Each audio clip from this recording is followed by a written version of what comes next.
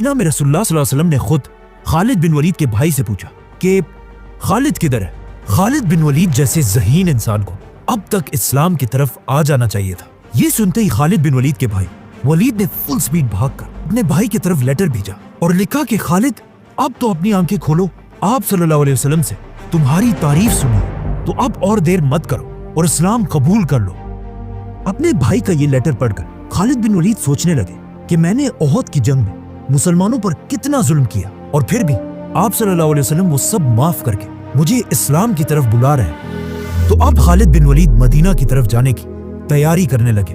तो मक्का के लीडर अबू सुफियान ने आकर खालिद से पूछा कि क्या ये सच है, तुम हमें छोड़कर मोहम्मद की तरफ जा रहे हो? तो ऑफ कोर्स खालिद बिन वलीद किसी के बाप से डरते तो नहीं थे, तो उन्होंने कहा हाँ ये सच है। इस पर अबू सुफियान ने अपनी तलवार निकाली, लेकिन खालिद बिन वलीद के पावरफुल खानदान बनु मखजूम ने उन्हें बचा लिया और इस तरह खालिद बिन वलीद मक्का में सबको बताकर रसूल अल्लाह सल्लल्लाहु अलैहि वसल्लम की तरफ रवाना हुए।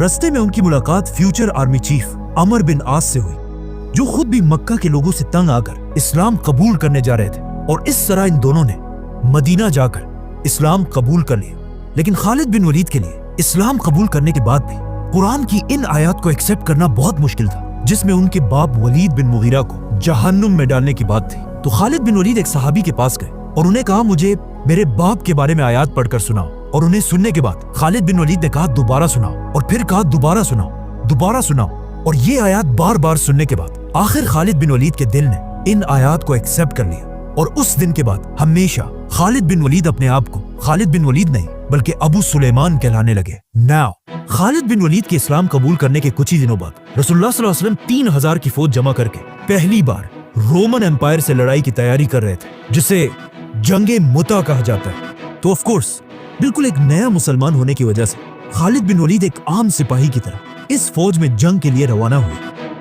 रसूलुल्लाह सल्लल्लाहु अलैहि वसल्लम ने इस फौज का लीडर ज़ैद बिन हारिसा को बनाया था और ये ऑर्डर दिया था कि अगर ज़ैद बिन हारिसा शहीद हो जाए तो उसके बाद मुसलमानों का लीडर जाफर बिन अबी तालिब होगा, और अगर जाफर भी शहीद हो जाए मुसलमानों का तीसरा लीडर अब्दुल्ला बिन रवाहा होगा, और अगर ये तीनों जनरल्स शहीद हो जाए तो फिर मुसलमानों की मर्जी है खुद अपना लीडर चूज करके उसके हाथों में इस्लाम का झंडा दे। जैसे ही